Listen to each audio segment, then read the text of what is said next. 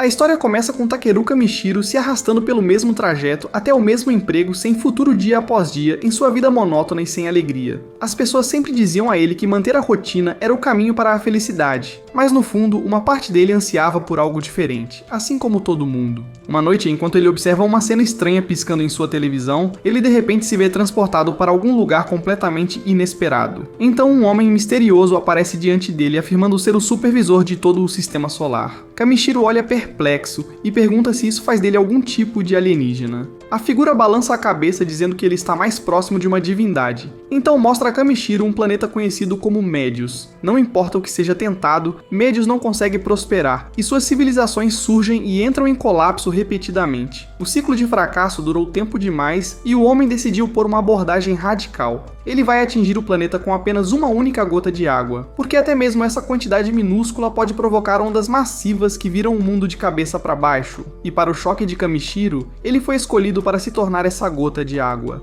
Kamishiro fica sobrecarregado com o peso desse dever, mas a divindade explica calmamente que ele não está mais vivo de qualquer forma. Se ele recusar, sua alma simplesmente desaparecerá no nada, mas para adoçar a escolha, a divindade lhe oferece habilidades e quaisquer poderes que ele desejar. Ele começa concedendo a Kamishiro magia e um suprimento infinito de mana, mas então ele para e pergunta o que mais Kamishiro quer para si mesmo. Imediatamente o medo de Kamishiro se transforma em empolgação. Ele declara que quer um harém fofo para acompanhá-lo nessa jornada. Para seu deleite, a divindade garante que ele vai conhecê-las eventualmente, então continua acumulando mais vantagens. Ele aprimora as habilidades de busca de Kamishiro, permite que ele ganhe dinheiro vendendo materiais coletados e lhe dá uma bolsa especial que pode guardar tudo que ele juntar. Ele também concede a ele compreensão universal de idiomas junto com resistências para fortalecer sua defesa. Em pouco tempo, a forma de Kamishiro começa a desaparecer e sua transferência está prestes a começar. A divindade pausa se perguntando em voz alta se ele poderia ter sobrecarregado Kamishiro com bênçãos demais, mas é tarde demais para desfazê-las. Ainda assim,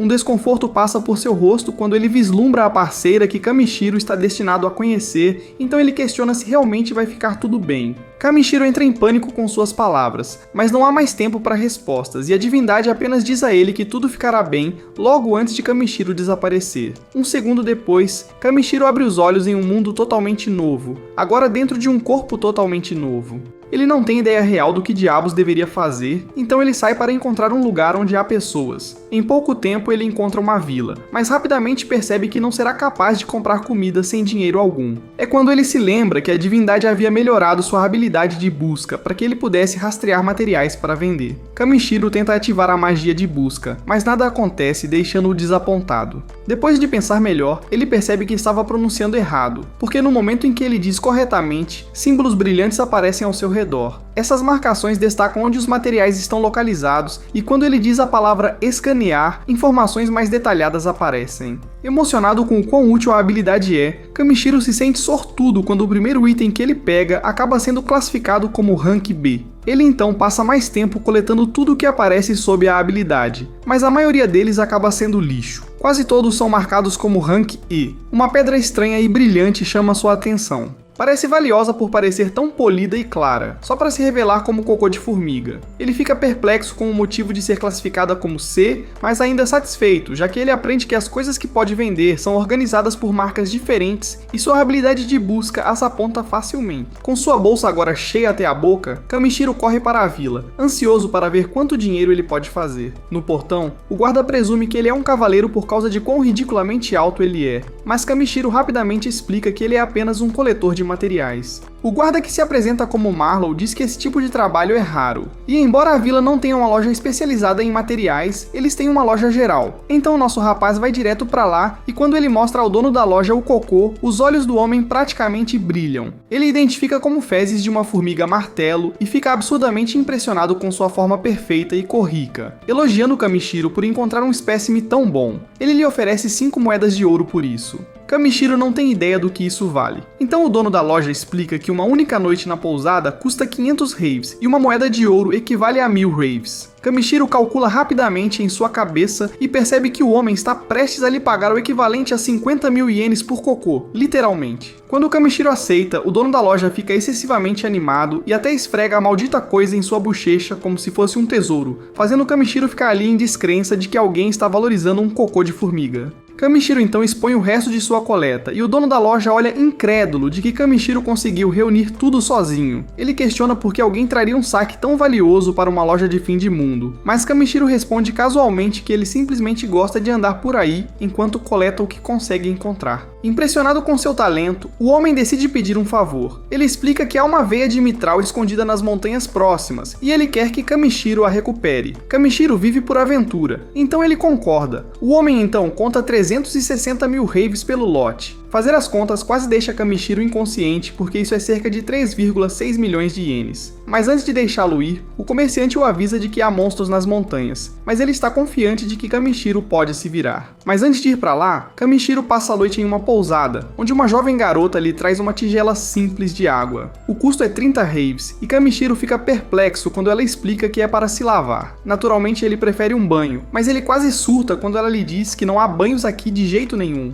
Feiticeiros às vezes oferecem feitiços de limpeza, mas a cidade não tem nenhum. Ouvir a palavra magia acende uma ideia na cabeça de Kamishiro, então ele paga pela água e dispensa a garota. Uma vez sozinho, ele experimenta alguns cânticos e no momento em que ele diz limpar, o feitiço ativa e em um instante ele se sente mais fresco do que jamais esteve em toda a sua vida. É quando ele percebe que pode lançar basicamente qualquer feitiço, desde que descubra a palavra certa para isso. No caminho para a montanha, Kamishiro começa a se acostumar com suas novas habilidades, e ele se assusta quando de repente vê um símbolo de pá aparecer pela primeira vez. Animado, ele vai verificar, apenas para ficar horrorizado quando isso leva a um esqueleto. Sua habilidade até revela o nome da pessoa, seu rank e detalhes de seu passado, e o que mais se destaca é um amuleto de família ao lado dos restos mortais. Sua magia mostra que foi feito à mão pela mãe do homem, e quando Kamishiro lê a carta guardada dentro, seu peito aperta. É um bilhete sincero da irmã do homem implorando para ele não trabalhar demais. Sentindo que não pode simplesmente ir embora, Kamishiro cuidadosamente enterra o esqueleto antes de seguir para outra área.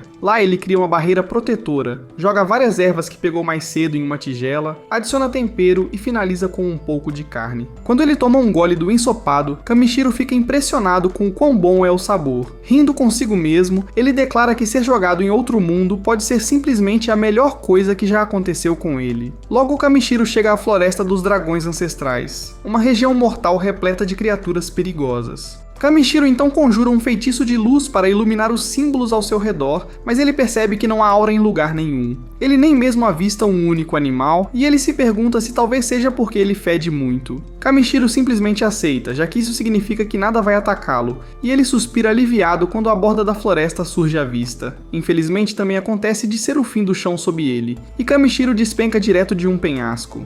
Ele freneticamente solta todas as palavras mágicas que consegue pensar, mas nenhuma delas faz coisa nenhuma. Flutuar não faz nada, levitar é inútil, mas quando ele finalmente grita voar, o feitiço ativa. Kamishiro aterrissa em segurança abaixo e comemora quando vê símbolos de minério brilhando por toda parte. Ele imediatamente começa a coletar o que pode, mas ainda não encontra nenhum minério de mitral. Eventualmente ele avista uma marca fraca no fundo da parede da montanha, então Kamishiro diz chamas e lança uma bola de fogo para explodi-la. Funciona perfeitamente, revelando mitral, finalmente, embora em quantidades pequenas. A caverna então começa a tremer, ameaçando desabar, mas Kamishiro teimosamente segue mais fundo. Ele eventualmente descobre uma câmara com água tão pura que o deixa atônito, e a varredura revela que é rank S, tornando-o o recurso mais precioso que ele já viu. E a descrição diz que a água guarda a essência mágica de um dragão ancestral, significando que um dragão deve estar vivendo ali.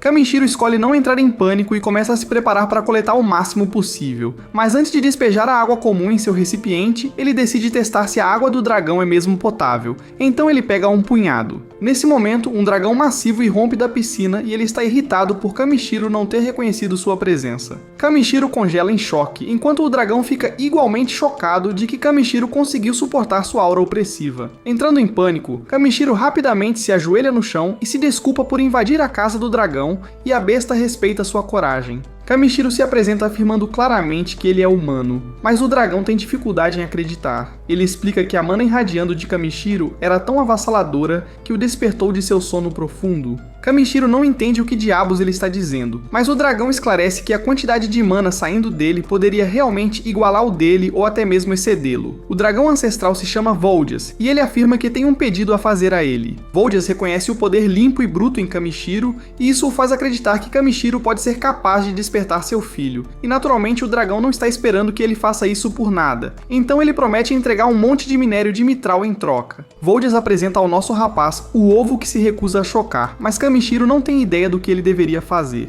Então Voldias diz a ele para canalizar sua mana para dentro dele, da mesma forma que ele produziu sua luz. Kamishiro então fala a palavra aquecer para aquecê-lo, mas ele entra em pânico quando uma força massiva irrompe ao seu redor. Algo está obviamente errado, mas Voldias explode em gargalhadas. O corpo de Kamishiro começa a ser arrastado para dentro do ovo e ele pensa em como ele só acabou de chegar a este mundo e estava esperando ver mais dele antes de morrer. Momentos depois, Kamishiro acaba em um lugar estranho e uma voz o chama de imprudente. Kamishiro se pergunta se essa é a divindade de antes, mas percebe que é outra pessoa. Essa garota diz que ela tem mexido com este planeta por dezenas de milhares de anos, mas levou apenas um dia para Kamishiro causar uma ondulação massiva, e ela não está feliz com isso. Kamishiro não tem ideia do que essa garota está falando, mas a garota simplesmente o expulsa. Kamishiro fica perplexo quando retorna ao mundo, mas aliviado quando vê que ele conseguiu fazer o ovo chocar. Voldias pede a Kamishiro para dar um nome ao recém-nascido, mas Kamishiro não tem certeza se deveria. Voldias diz que está tudo bem, porque a criança já tem seu nome verdadeiro e ele só quer que Kamishiro lhe dê seu nome do dia a dia.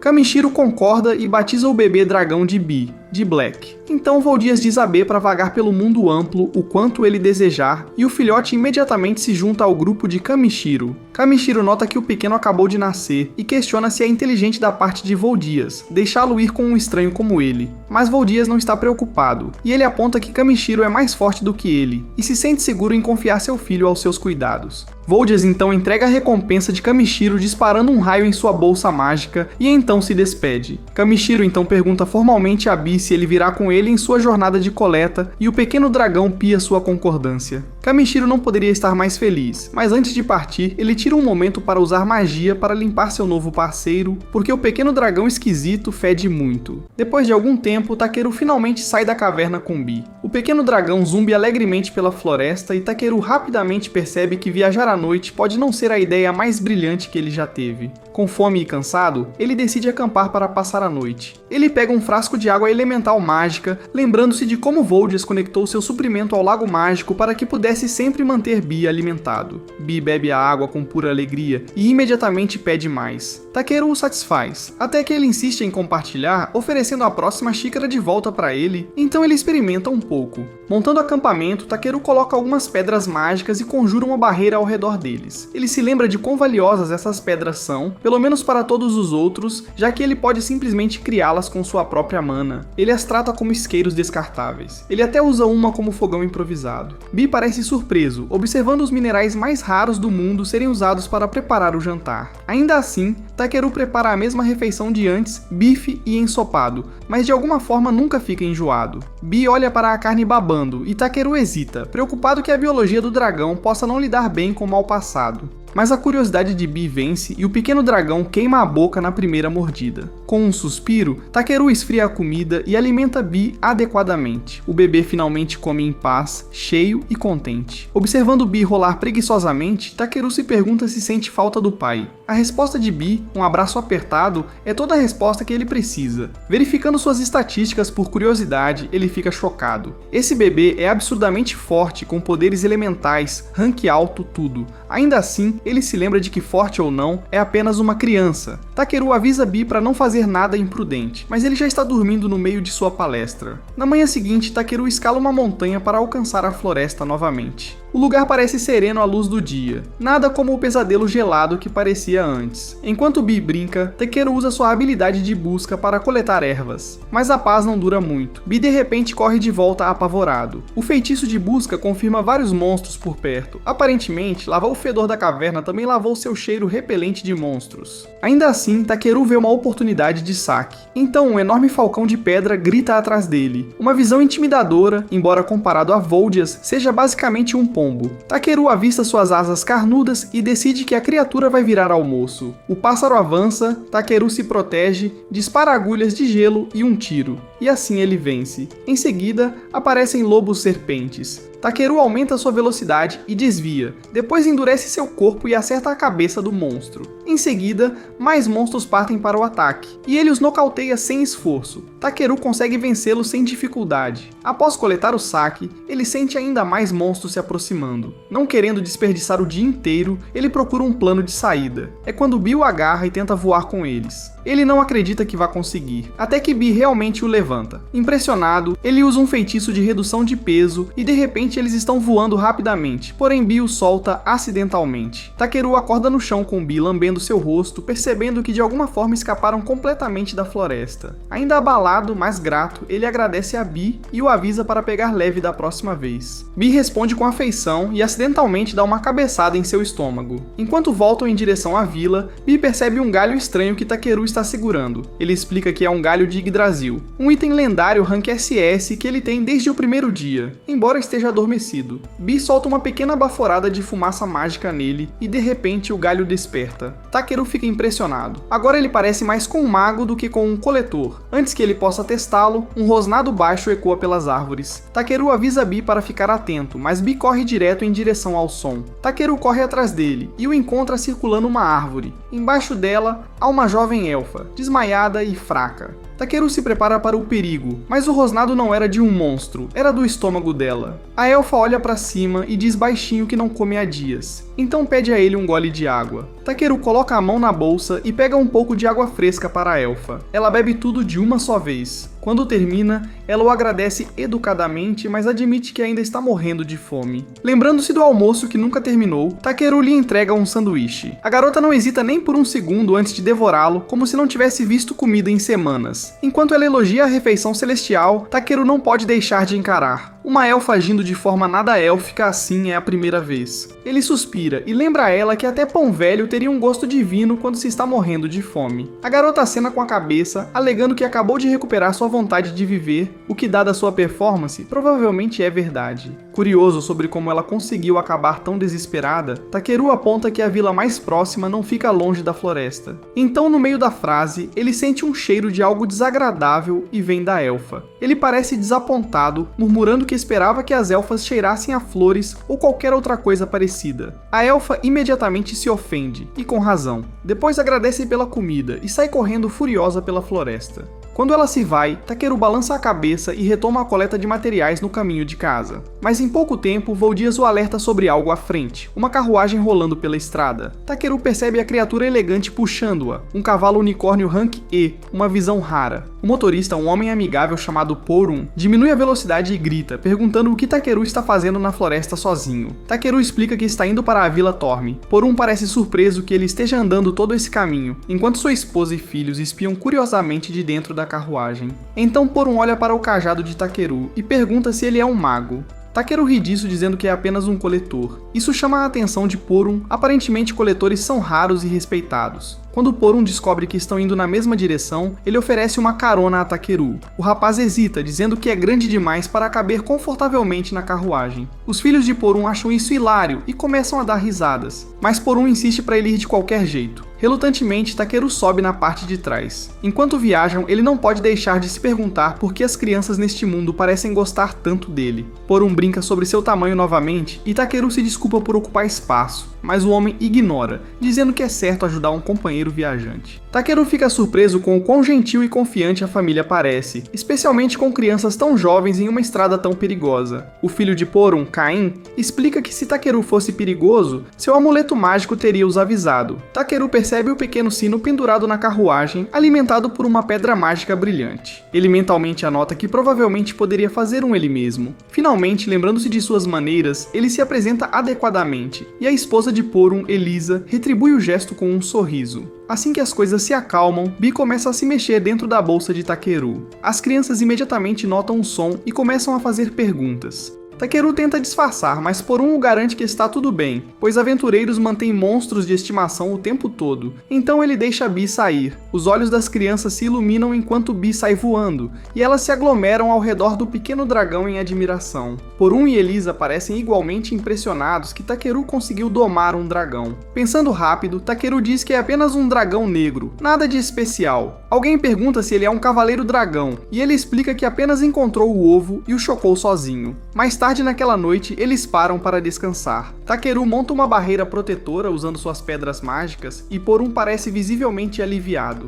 Com monstros rondando por perto, ter uma parede mágica entre eles e a morte é sempre bom. Takeru garante que Bee vai ficar de guarda de qualquer forma por precaução. Pela primeira vez em dias, Takeru finalmente sente que está cercado por pessoas normais e decentes, mesmo que uma delas ainda cheire a fezes. Enquanto Elisa começa a se preparar para fazer o jantar, Takeru dá um passo à frente e se oferece para cuidar da culinária sozinho. Curiosos, eles observam enquanto ele tira um conjunto completo de cozinha de sua bolsa. As crianças suspiram, convencidas de que ele é algum tipo de mago. Takeru ri e explica que é apenas uma bolsa de armazenamento sem fundo, nada de mágico nisso. Takeru os convida a comer e as crianças mergulham primeiro, instantaneamente se apaixonando pelo sabor. Porun e Elisa comem em seguida, e Elisa não pode deixar de elogiar a culinária de Takeru. Porun, por outro lado, fica completamente em silêncio. Seus ombros começam a tremer e Elisa olha preocupada, perguntando se ele está bem. Então Porun olha para cima, com lágrimas escorrendo pelo rosto e grita que isso é comida de verdade. Não as rações secas e sem sabor que ele tem mastigado há semanas. Takeru explode em gargalhadas com sua reação dramática, mas Porun insiste que Takeru deve ter usado algum tipo de magia alimentar secreta para fazer ter um gosto tão bom.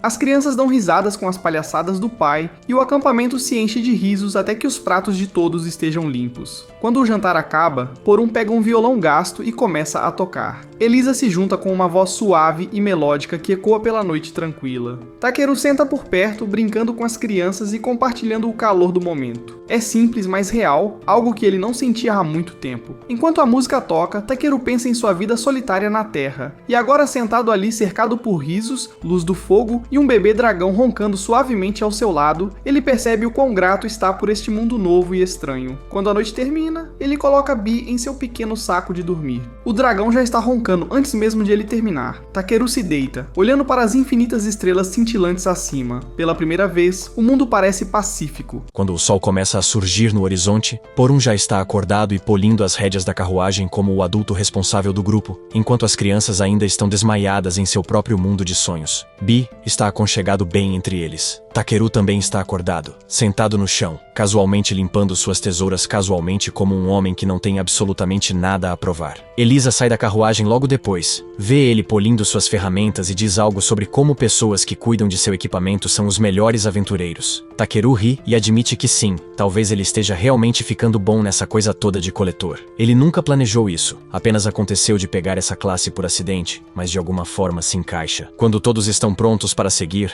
Takeru pergunta se pode pegar as rédeas por um tempo. Porun fica feliz em entregá-las, e os dois partem lado a lado. Acontece que o unicórnio puxando o transporte deles não é apenas um rosto bonito. Ele escuta cada um dos comandos de Takeru, como se tivesse sido treinado pelos próprios deuses. Um pouco depois, Bee acorda e voa para sentar perto das pernas de Takeru, zumbindo baixinho enquanto seguem pela estrada. Depois de algumas horas tranquilas, eles avistam a vila de Tormi ao longe. Quando finalmente alcançam o portão, Takeru desce da carruagem, enquanto Porun e sua família o agradecem pela companhia antes de seguir seu caminho. O guarda do portão reconhece Porun imediatamente, o cumprimentando com uma frase que parece saída direto de poesia, algo sobre como Porun sempre traz a primavera com ele. Isso chama a atenção de Takeru. O guarda explica que Porun é um tecelão que segue as estações mais quentes, então sua chegada significa que a primavera e todos os seus confortos estão logo atrás. Ele também menciona que ultimamente a área está com escassez de caça, o que faz Takeru perceber o quanto Porun apreciou toda a comida que ele compartilhou. Takeru agradece silenciosamente aos deuses por abençoá-lo com a habilidade de coletar tão facilmente. Ele não precisa se preocupar com comida ou dinheiro. É um luxo que ele está começando a valorizar. Mais tarde, Takeru visita o dono da loja que lhe deu sua última missão e orgulhosamente expõe todos os seus itens coletados. O homem inspeciona tudo cuidadosamente, mas uma pedra particular chama sua atenção. Ele pergunta a Takeru onde a encontrou, e então solta a bomba. Não é apenas mitril comum, é mitril mágico. Segundo o dono da loja, esse tipo de minério é lendário, guardando mana suficiente para substituir todas as pedras mágicas do reino. Takeru fica compreensivelmente atordoado, mas mantém sua habilidade secreta para si mesmo, dizendo apenas que encontrou por acaso. O dono da loja não acredita nisso nem por um segundo, mas deixa passar, dizendo a Takeru que ele está desperdiçando seu potencial nesta pequena vila. Ele sugere ir para uma cidade maior chamada Belcaim, onde ele pode encontrar compradores adequados e talvez até se juntar a uma guilda para aprender técnicas mais avançadas. Naquela noite, Takeru faz sua pesquisa e percebe que ser um aventureiro pode realmente ser uma boa escolha de carreira. Ainda assim, não há pressa por enquanto. Ele decide relaxar em dormir um pouco mais. Alguns dias se passam e ele decide compartilhar a carne da fera que matou anteriormente com toda a vila. Considerando a recente escassez de comida, todos ficam emocionados, provavelmente ignorando alguns padrões de segurança alimentar, mas felizes. Em pouco tempo, é hora de deixar a senhora gentil que tem cuidado dele. Ela lhe entrega um pacote de especiarias e refeições caseiras para a viagem, dizendo a ele para voltar se alguma vez sentir saudades de casa. Takeru promete que voltará e volta para seu quarto. Ele coloca Bi para dormir e se deita, mas não consegue afastar o pensamento de quão gentis todos têm sido. Ele sente que lhes deve algo. Então, ele se levanta, olha para sua lanterna e a pedra de mitril mágico e tem uma ideia. Na manhã seguinte, toda a vila se reúne para se despedir dele. Antes de partir, Takeru lhes apresenta um presente, uma lanterna imbuída com o poder da pedra, que pode criar uma barreira protetora ao redor da vila. Todos ficam maravilhados, embora o dono da loja imediatamente perceba o que ele fez. Ele abre a base da lanterna e encontra o mitril mágico ainda dentro. Antes que ele possa pará-lo, Takeru sai correndo gritando para eles manterem isso para a vila. As pessoas acenam para ele com gratidão enquanto ele começa sua próxima jornada. O ar da manhã está fresco, o mundo aberto e pacífico, até ele encontrar um monstro caranguejo gigante. É enorme, barulhento e próximo demais. Depois de uma verificação rápida, ele descobre que é uma criatura rank C, comestível e aparentemente deliciosa. Seu humor muda instantaneamente. Ele fortalece seu corpo com magia, pronto para uma luta. Mas antes mesmo de poder atacar, Bi avança e oblitera o caranguejo com uma única explosão sônica. Takeru suspira. Outro dia pacífico, outro monstro transformado em almoço. Antes que Takeru pudesse sequer começar a cortar o caranguejo, mais 2 crustáceos enormes saíram dos arbustos, o circulando como se fossem donos do lugar. Ele rapidamente começou a criar uma estratégia, imaginando que poderia aproveitar seu movimento lateral. Mas antes mesmo de poder terminar aquele pensamento, ambos os caranguejos se viraram e avançaram direto contra ele. Adeus ao plano. Mas felizmente Bi não é tão inútil em uma crise. O pequeno dragão agarra Takeru pela gola e o levanta para fora do perigo, bem a tempo de os 2 caranguejos baterem um no outro como lutadores de sumô feitos de armadura. Infelizmente, o primeiro caranguejo que Bi havia explodido antes ainda não está derrotado. De alguma forma, ele está de pé novamente. Mas desta vez Takeru está pronto. Ele pega seu cajado, canaliza um pouco de magia e balança com tudo o que tem, mandando o caranguejo voando com um disparo perfeito. Naquela noite, a vitória tem gosto de frutos do mar. Takeru usa seus encantamentos para fortalecer seu braço. Então habilmente corta as pernas do caranguejo antes de jogá-las em uma panela com água, especiarias e ervas para fazer um ensopado grosso. Quando está pronto, ele abre a casca, dá sua primeira mordida e imediatamente decide que este mundo acabou de ficar muito melhor. Entre o sabor rico e a satisfação de não ter morrido naquele dia, ele está praticamente brilhando de orgulho. Ele diz a Bi que mal pode esperar para explorar mais deste mundo e, é claro, comer tudo o que há nele. Os moradores da vila haviam dito que a viagem até Belcaim levaria 1 mês. Mas ou eles estavam exagerando, ou Takeru caminha mais rápido do que a maioria das pessoas, porque ele alcança a cidade em pouco tempo. Belcaim é enorme, uma cidade semelhante a uma fortaleza cercada por água e cheia de vida. Takeru entra na fila com os outros viajantes, tentando ao máximo não se destacar. Ele até usa magia para fazer sua bolsa encantada parecer normal e diz a Bi para se esconder por enquanto. Quando chega sua vez no posto de imigração, os guardas fazem uma varredura mágica básica para verificar registros criminais, enquanto um oficial entediado inspeciona seus pertences. Tudo parece bem até que um deles franze a testa e menciona que ele tem algum tipo de bênção de dragão. Takeru hesita, então decide que é mais fácil confessar e mostra a eles Bi. Naturalmente, todos ficam imediatamente distraídos com o quão fofo o pequeno dragão é, mas o oficial ainda insiste que ele coloque uma etiqueta nele, por razões de segurança. Aparentemente, eles não permitem armas voadoras não registradas. Takeru obedece, prendendo uma pequena pulseira na cauda de Bi, e com isso, a entrada deles está completa. Uma vez dentro, Takeru não pode deixar de ficar maravilhado. A cidade está viva, comerciantes gritando uns sobre os outros, guerreiros exibindo seu novo equipamento, magos correndo entre guildas. Em meio a todo o barulho, seus olhos se fixam em um edifício grandioso com um emblema familiar.